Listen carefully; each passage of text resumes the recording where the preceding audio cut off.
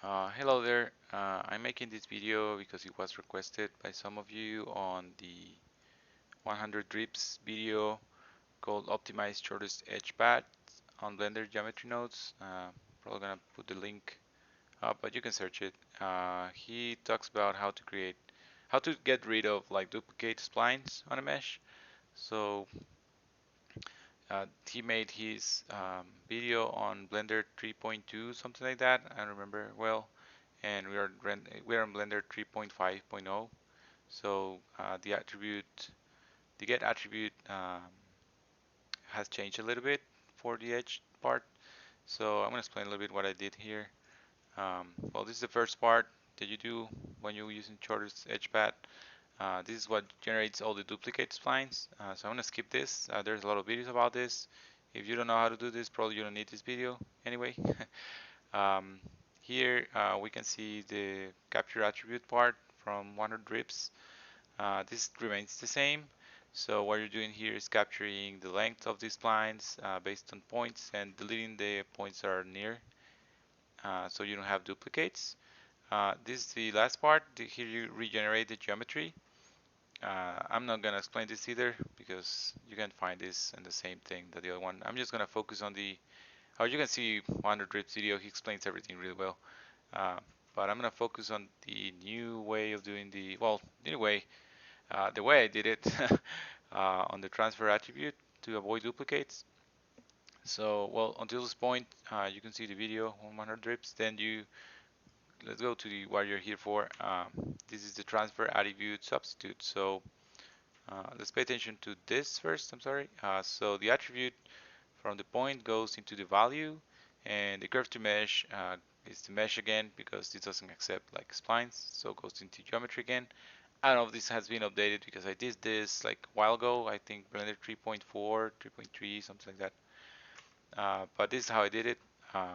This is the file I used. You have the geometry, and now instead of using the old one, which I'm gonna probably pop on the screen because I don't have it right now. Before you have the transfer attribute, we have the float.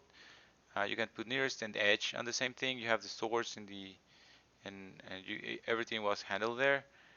Um, but now you have it like separate. That's all. I think it's more flexible like this. So you sample the edge on this node called sample nearest.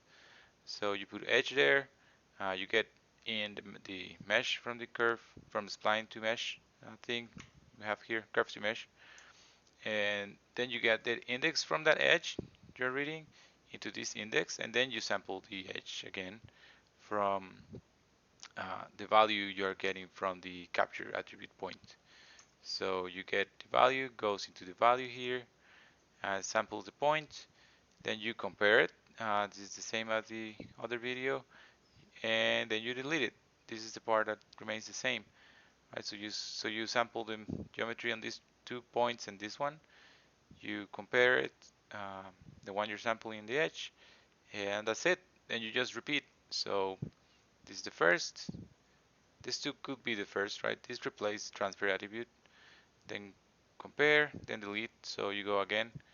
These two, right? So these two replace that one, compare and delete. You pause the video, you're gonna probably see the mess. It goes there, and you repeat it several times as you need to delete all the splines, depending on your geometry, right? And then you out the geometry information without all the uh, repeat splines, and then you create your mesh. Let me show you how it looks very quickly. If you want to know anything else besides that, let me know. I'll probably make another video. But if you go here and you zoom in, you can see no duplicates. Let me show you. If you mute here, you mute all the duplicates in the world. You cannot even see through this. So, yep, you get the nearest and delete them on a loop, and it works. And there you go. Hope I helped.